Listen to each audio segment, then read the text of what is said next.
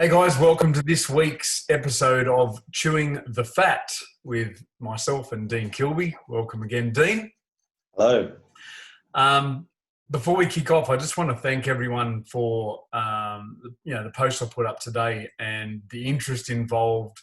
I've just been smashed with messages all day of, some people are just saying, good on you, keep going, that's great.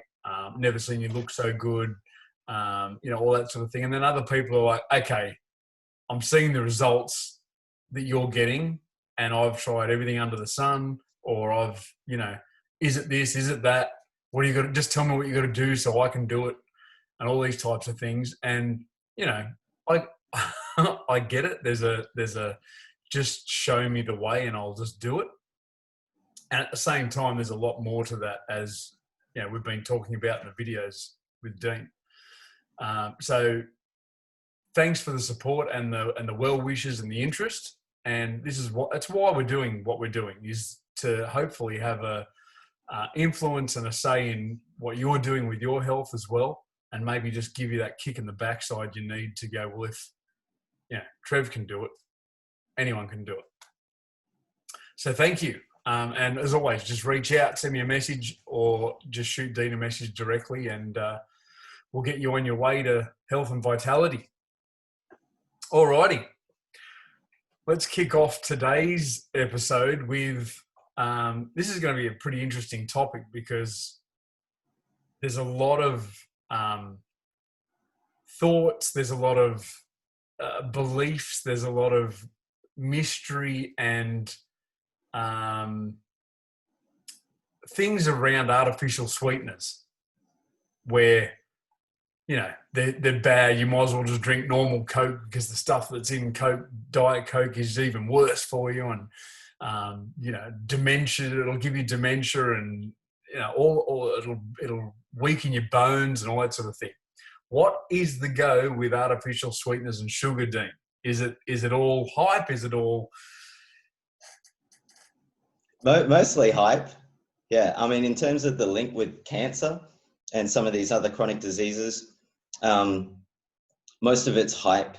There's not too much evidence that suggests that it really is deleterious. So, and there's different kinds of artificial sweeteners. Most products these days, let's go back a few years. What happened was they cut fat out of foods, because fat was made the enemy.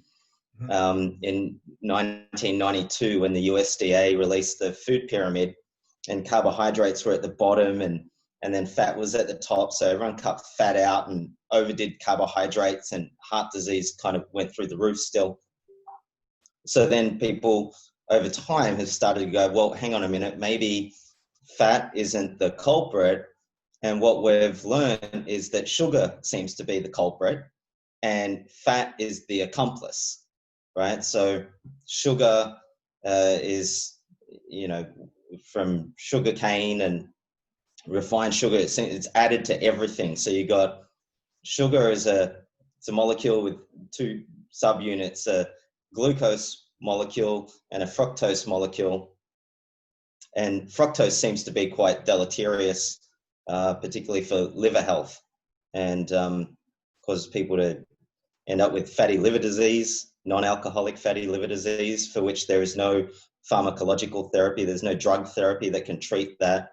So the kind of approach that, the dietary approach that you're on, and sort of partial or complete meal replacement programs, they were originally developed by general surgeons to assist in operating patients if their livers were too engorged, dripping with glycogen and fat.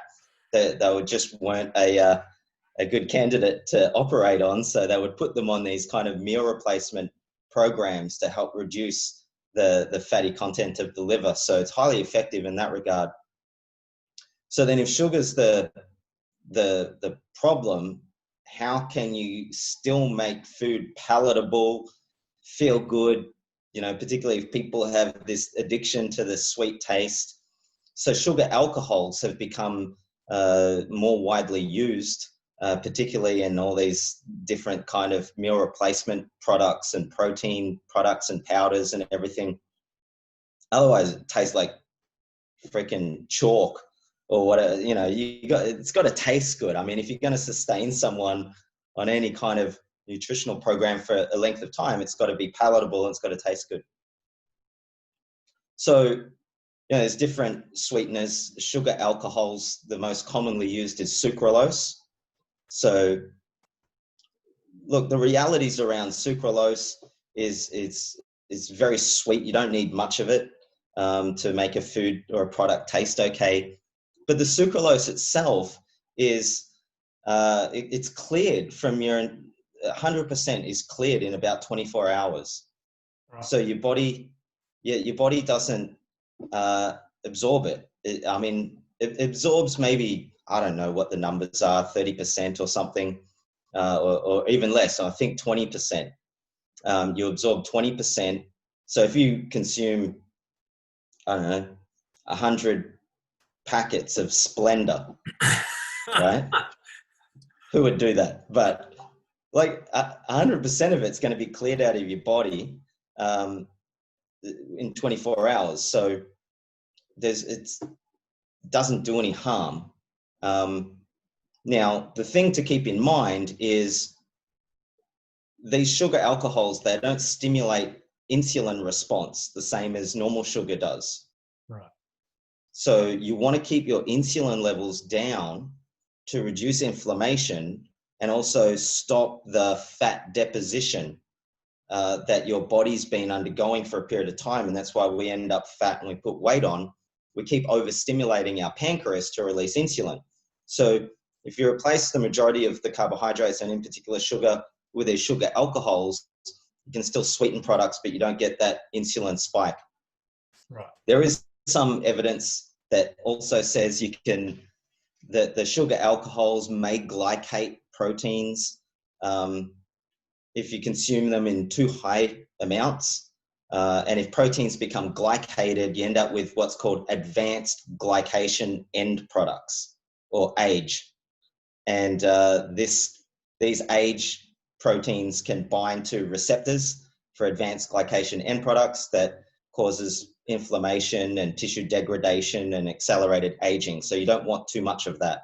Right. Now, if you're fat and unwell, how you want to relate to these sugar alcohols in foods, if you've got a problem with, I don't know about these chemicals or whatever, I don't know if it's not natural or it's not organic or just listen, neither's being fat. Like you're in a state of being unwell. Like you got to freaking handle that. It's kind of like if you've got, I don't know, an infection, you got an infection in your heart valve, or I don't know, wherever it is, you got to take a bloody antibiotic. And you're not going to be on the antibiotic for your whole damn life. You're going to take it until the infection is handled, right? And you get well, and then you stop taking it.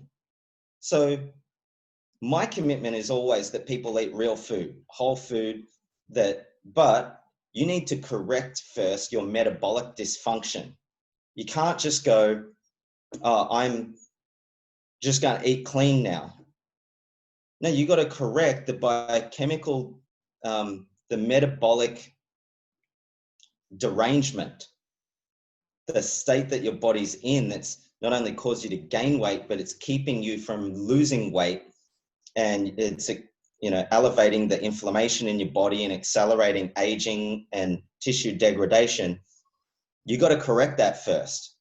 So otherwise it's kind of like, if you're in a marriage and you've cheated on your partner and you just kind of wake up to yourself one day and go, you know what, I'm going to stop doing that.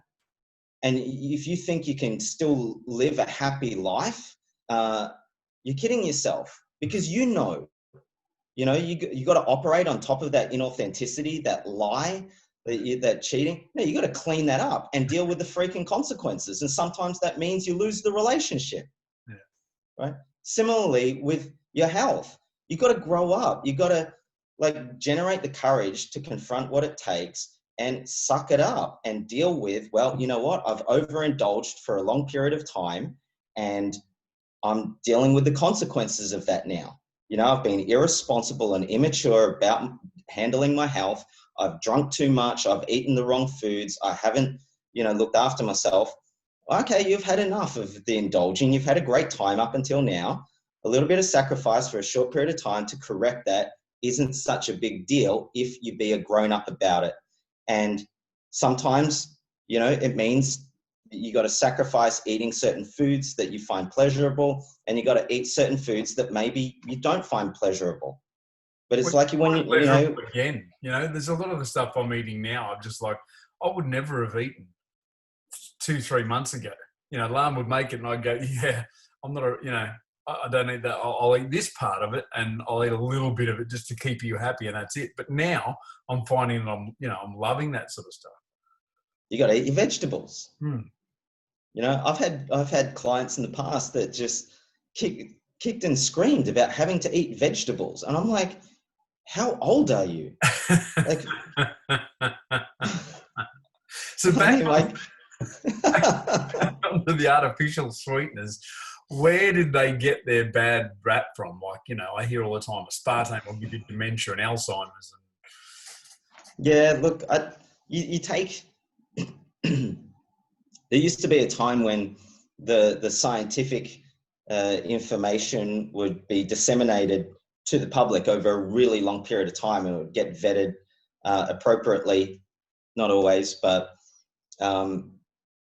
you know, more and more you go from a scientific insight that gets published, maybe even not in such a reputable journal, whether or not it's peer reviewed, but then scientific journalists get hold of that, and then it's just a free for all, and claims get exaggerated. You know, similar. You know, these things can happen. I mean, vaccination is a great example.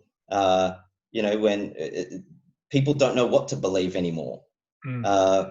Sugar alcohols, sucralose, people don't know what to believe anymore. The problem is, I mean, having the uncertainty is not necessarily an issue. The issue arises when people go, oh, it's all too much. So then screw it. I'm not going to do anything, you know, or they'll say, oh, you know, that product has X, Y, or Z in it, and I don't normally eat those things. It's like, well, you've been eating something to get to the size that you're at. If it's not that, then what was it, right? Excessive amounts of sugar is just as toxic. I mean, people don't understand context, dose, or temporality. Yeah. So you need to kind of take a step back and ask yourself, well, what's the context in which I'm consuming these various ingredients? What's the dose? Is it a clinically relevant dose? Is it clinically detrimental? I mean, I drink regular consumption of moderate amounts of wine, but similarly, you know, small amounts of wine on a regular basis has some health benefits. Contrary to what anyone else says, they cannot show any data to the contrary when you're talking just about wine, in particular red wine. But of course, if you drink too much of it, if you're an idiot and you're immature and you overconsume things, it's going to have deleterious effects. You know, so you got to learn to drink not drink like a champion. You got to drink like a grown-up, and you got to eat like a grown-up, and you got to handle your health like a grown-up. You know, so that's an interesting issue though, because as you say, then if I look back and say, okay, well, how do grown-ups drink? For the most part, grown-ups drink too much. You know, so, yeah, but they're not. They haven't grown up. They're not being adults about it. When you're a kid growing up and you see adults drinking too much, then that's just how much adults drink. You know. Well, that's how immature we are Mm. as, you know, people of age, and this is the impact and the influence that we have on the younger generation when they look to us for, wow, what is their future going to look like? You know, and we're not being such a great example. So we need to kind of like, you know, handle that ourselves. And I love it when I get to coach parents, particularly with young kids, and they completely transform their relationship to food and whole foods, and they get cooking again in the kitchen, they start using different ingredients and herbs and spices and flavorings and the smell and the aroma. And then the kids grow up in that household observing this way of nourishing the family. And so then their brains develop with that as the norm versus eating out all the time and fast foods and foods that always baking. I mean, you know, people go into lockdown and they think a great family activity is to bake every day. You know, once in a while, but like if you're going to eat cake and cookies all the time, it's like, you know, it's not going to be, it's pretty obvious. These are treats, and, you know, culturally as well. Especially now, like we're so multicultural, and, you know, from a Skippy background of me, I was lucky. My dad was always into different things, and, you know, he'd hang out in Ashfield where he worked and just bug the people in the Italian and Thai restaurant until they taught him how to make, you know, green curries and Arab pasta arrabbiata and all this sort of stuff. And then he'd come home to us as 15, 16-year-old kids and go, here, look, I'm making this. And we'd be like, whoa. But even now with my family now, there's a lot of spices and, you know, different flavors and all that sort of thing. And it actually shocks me these days when, you know, someone comes around and they've got kids or whatever, and they're like, oh, no, what's in that? No, they won't eat that. Why? Because, they just, have you got, like, you know, sausages and mashed potato and peas? Really? And that's all they're going to eat? Wow. Yeah. You know? Yeah. Shock. And those foods, it's like meat and 3 veg, and so people have really fatty meat and gravy and spuds and carrots. So these root vegetables, which are fine if you're already healthy and well, and then peas and corn. So the glycemic index of these vegetables is quite high, and they're wondering, why can't I lose weight on just eating meat and veg? It's like, well, you're eating the wrong kind of meat and the wrong kind of veg, and these are the things that you've got to kind of relearn over time. But I think MSG, monosodium glutamate, is another one that kind of got a really bad rap for itself, and I don't think there's much data at all that really supports, you know, what was originally claimed, the damage that it could do to someone's body. Half of Hong Kong would be in hospital, wouldn't they? Right. I mean, it's monosodium glutamate. It's it's used to enhance the flavor of proteinaceous foods, so meat in particular, and enhances the flavor. And it got such a bad name that then food manufacturers wouldn't say it on the label. That would put yeast extract. So in yeast have this innate biochemical process where they make their own sort of monosodium glutamate. Right. But you don't have to write MSG, you just write yeast extract. Now yeast extract and MSG, it kind of has this addictive property as well.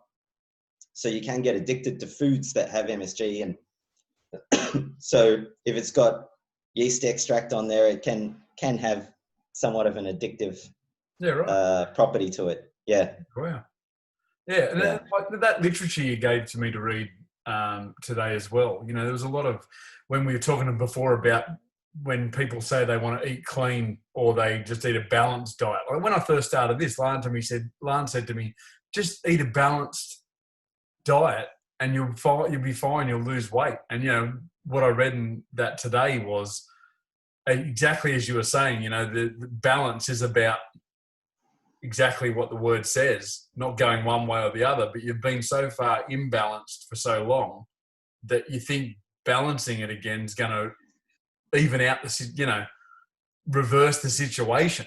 And it's just not going to do that. You need to be unbalanced again initially to bring you back to being able to be balanced with success. Yeah, absolutely. I have clients who have eaten a balanced diet for a really long time, and it stopped the weight gain, but that didn't enable them to lose the weight.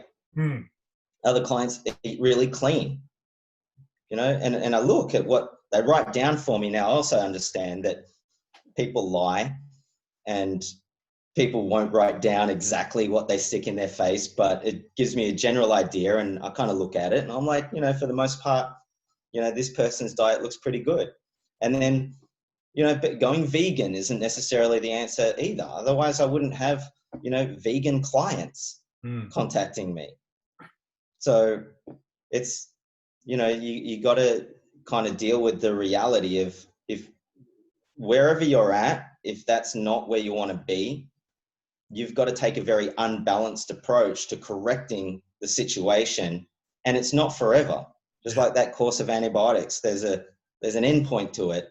Similarly, when you're correcting someone's metabolic health, you want to transition them back to a more balanced, isocaloric, varied diet, that where you can have an indulgence every week, but learn how to correct that. So I think, with regards to all the hype around these artificial sweeteners, and they're useful, they have their place. Obviously, you don't want to overdo anything, but you got to get it in the right context and in the right dose and for the right amount of time, depending on what you're committed to accomplishing. So context, dose, and temporality is where people need to start thinking from. Yeah. All right. So the obvious question coming, because I know, I've got mates that are just going to be saying, I can already hear them asking. I go to the supermarket and I'm looking at the fridge and it's got Pepsi and Pepsi Max. Which one am I better off going with? Water. I knew that was going to be your answer. But if I'm going to pick one, because I'm going to have one, which one's it going to be and why? Yeah. I mean, look, it's, if we use the analogy of relationships again, it's like, saying, oh, I didn't really cheat on my partner because it was with a prostitute that I paid. It's like, what drugs are you on? Right? So, or, low carb beer. You think drinking low carb beer is going to make you, lose weight? You're kidding yourself. I mean, in my experience, very few people will have a 200 ml glass of beer and that's it, right? In the context of a really great weight loss diet. I mean, if you're committed to transforming your health, you wouldn't be having the beer during that temporary period of time anyway. Yeah. So Pepsi Max or Diet Coke versus the standard, it's deleterious. Yes, it doesn't have the sugar content and it's got these artificial sweeteners, but the acid messes with your digestive process. Right. So I think, I can't remember if we've talked about this before, but your stomach acid is about pH 2.5. And then when you eat food, the pH raises. Once it gets to about 4.5, 4.5, then kind of your digestive system turns on in preparation for the food that's about to come down the chute so it can digest it and manage it properly, the digestive enzymes, all the buffering, etc. If you eat food and drink these diet drinks at the same time, the pH of your stomach stays really low. Right. So the digestive processes don't get turned on appropriately for the food that's about to come in. And, food putrefies and ferments differently. And, you end up malnourished. You don't absorb nutrients properly, and bloating and inflammation in your gut. And, so people are like, well, how much can I have then? It's like, that's the immaturity that I'm talking about. But I need my Coke. Like, no, you don't. You need to grow up. Like, just eat your freaking broccoli for a period of time. Get well first. Fair enough. But there was something this is why I have a coach, because you're not going to talk to yourself like this. Yeah, exactly right. Yeah. You need a coach. You need, people need to pay someone to tell them to grow the heck up. Because you're not going to tell yourself that. No, I'll justify why it's okay, because I'm drinking Pepsi Max instead. Yeah, exactly. And you'll always justify and come up. it's so easy to explain your way out of things when you're left to your own devices. Mm. You know, you'll come up with some great, valid reason, explanation, excuse. I mean, the brain's so good at that. It's like we seemingly invest infinite amounts of energy into coming up with all the reasons that keep us from being on the hook to do what we said and actually produce the outcome that we're ultimately committed to. It's like we're more invested in having a really great reason than we are in getting the results. So you can use your life to do something other than be fascinated with your own fat ass. How many more freaking diets are you going to go on for the rest of your life trying to get this handled, losing 5 kilos here and there? Well, that's the thing I saw today in the literature was like, you know, don't blame the diets. It's not the diet that works or not. That's all right. They all lose weight on any diet. That's why they're a diet, right? But, you know, what do you learn in the process? And do you transform who you're being such that when you do get the body that you want, the appropriate you is there that can now manage that long term?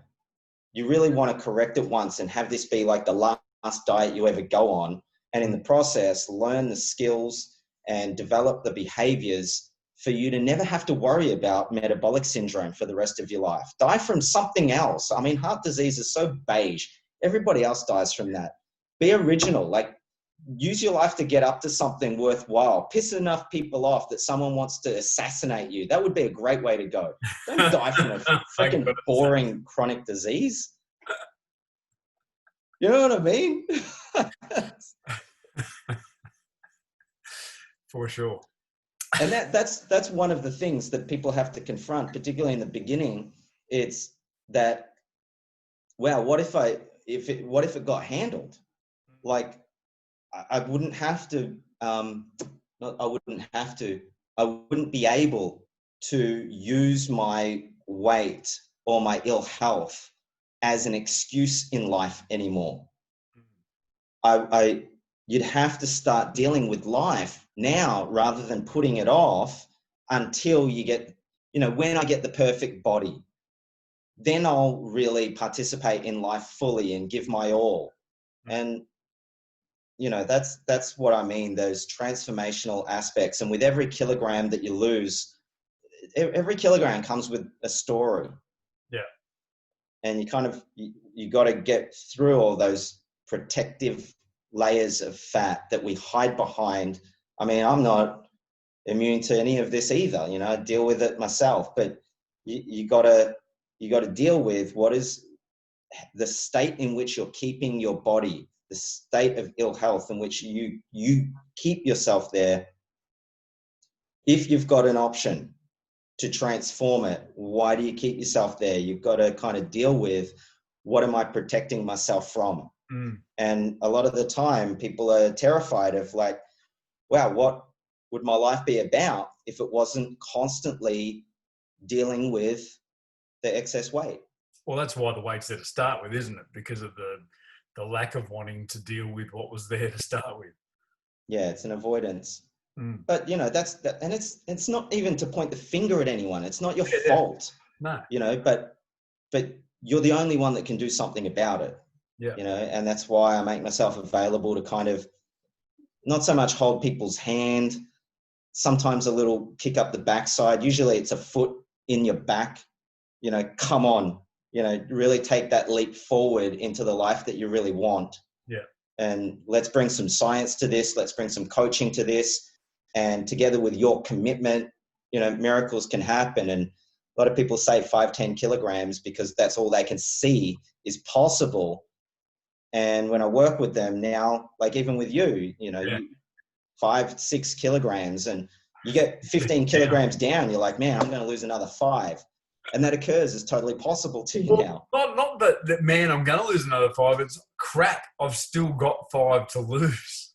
Like, you know, if you'd have said to me at the start, you need to lose at least 15 kilos, I would have gone, dude, I'm going to be like anorexic. Yeah, I did say that.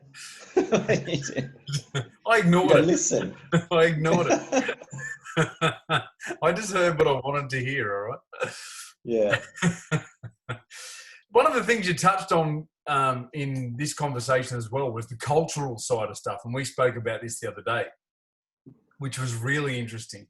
And how, different cultures and societies view weight loss or being skinny and being overweight, and what's normal and what's not normal, and all those sort of things, which is, we were talking about the Asian community, because my Lana and my family's Asian, and how just blunt and obvious they are about not being overweight. Like, if I don't see them, if I don't go to the restaurant for 3-4 weeks and I rock up and I've put on 5 kilos, the first thing I hear when I walk in the door is, "Wow, you're fat." Like, no one in my culture would ever say that, because you don't. You're gonna offend them, and you're not. They're not going to like you, and all. There are 10 other reasons, and it's really interesting to see how that plays. I mean, there's pluses and minuses on both sides of that fence of being so blunt, and the pressure been involved in living up to a standard and all that sort of thing. But it really is just two vastly different sides of the scale, isn't it? Yeah, absolutely. I mean, it's there's much to be said around the sort of societal and cultural pressures, society at large, and even within families as well. There's a concern for just looking good to the status quo or to other people, and there needs to be a commitment. You got to do it for yourself. Sorry, looking good you mentioned then isn't about being thin, though. No. Exactly. No. I mean, if you want to transform your health, you got to do it for you. It's got to start there. And it's not, like I said earlier, when I get the perfect body, then I'll really take care of myself and I'll love myself. It's like, no, that love we want for people to love themselves now. And taking care of your health is an expression of that love for oneself. And how can you love and honor and respect others if you don't even have that for yourself? And when people don't respect, honor, and love themselves, as shown by how they take care of themselves, it's, as much as we kid ourselves, you just can't be who you want to be for those that you care about if you're not looking after yourself. I mean, that's the simplest way to put it. So there is all this pressure one way or the other. You're talking about the Asian culture. My mum, she's been dead 3 years now, but she was this tiny little Filipino Roman Catholic. She saw someone that had kind of put on a little bit of weight, exactly like you were saying, she would just point it out straight away. It's like, what happened? You got fat like this. So, but then that pressure, it's an inauthentic pressure on people to keep themselves skinny. But skinny, as I said before, doesn't mean healthy. Yeah, right. You can be skinny and have fatty liver disease. So skinny, doctors are putting skinny people on blood pressure medication and anti-diabetic drugs and cholesterol lowering drugs all the time. Yeah.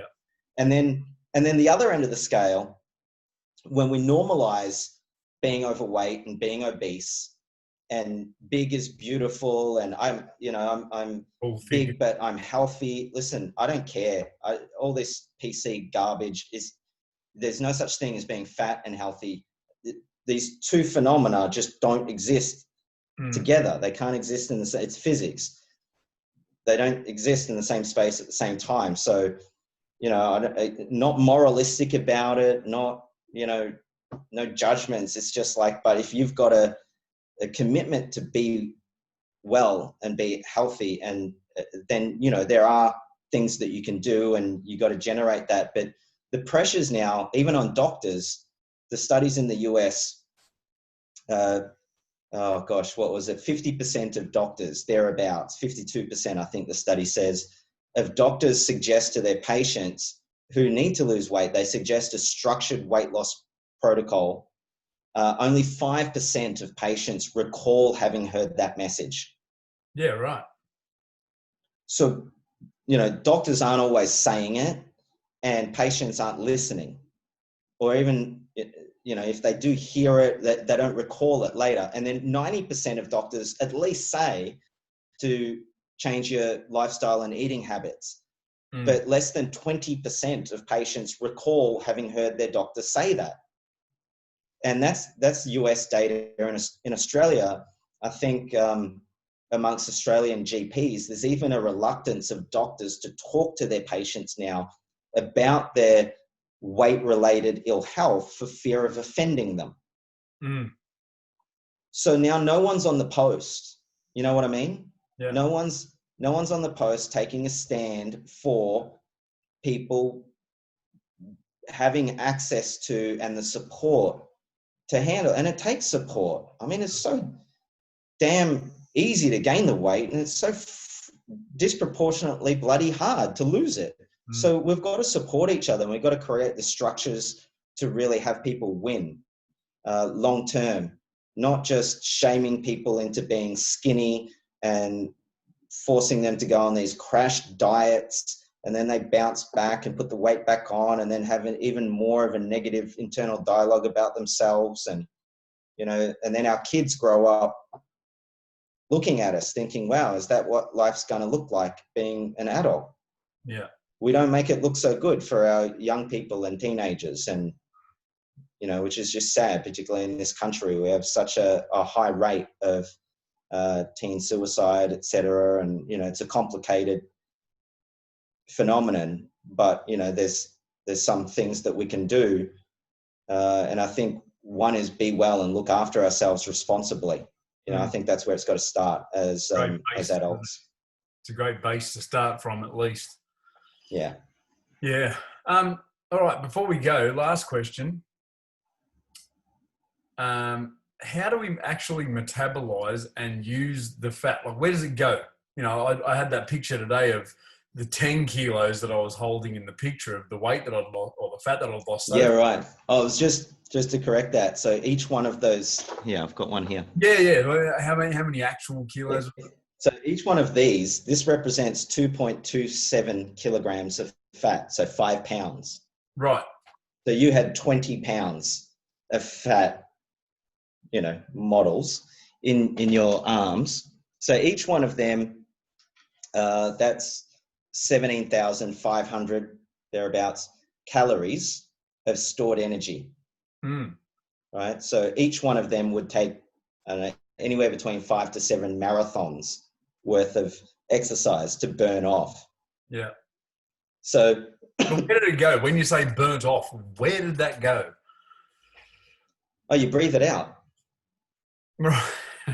See, that blew me away when I first heard it, and I'm sure. So people now going 84% of it gets, converted to carbon dioxide, and you exhale it. Yes. And then the rest of it's converted to water, and your body either uses that water or excretes it in the form of urine or sweat. But the majority, you breathe it out. Yeah, that's amazing. I remember when you first told me that, I was just like, what? You breathe it out? I just thought it got, metabolized into your system somehow for energy use and, whatever else. No, pardon me. The currency of the body is adenosine triphosphate, ATP. So if your body needs more energy, it's going to generate more ATP. Which is adenosine with 3 phosphate groups, and the chemical bond between phosphate 2 and 3 gets broken and it releases energy. And that energy is used to power your cells, your enzymes, the production of proteins, etc. But ultimately, the fatty acids get converted to ketones. That gets utilized to generate ATP, and the excess fat gets breathed out. Wow. So that's why, although I tell people no strenuous exercise during the fat reduction phase, it's, if you can put something in your routine where you're regularly moving, you're going for a walk and just kind of slightly increasing respiration and the exhalations, then, you can put that carbon back out into environment for the trees. So give your fat to the We're just trees. feeding the trees. We're just looking out for the environment. Feed your fat to the trees. There you Maybe go. that's the way we go about ending world obesity is jump on the feeding the trees bandwagon. Don't worry about Yeah, your health. Who cares about your health? Let's just regenerate the planet. yeah. Cool. All right. I think Well, so. thanks for tuning in again, guys. Any questions, leave them below or send me or Dean a message. Thanks again for the support. Next week, we're going to be talking about alcohol, different types of alcohol, and what's good, what's not, and why. And no doubt a few other things that I'll get asked during the week. So thanks for tuning in, and we'll see you again next Sunday. Bye, everyone.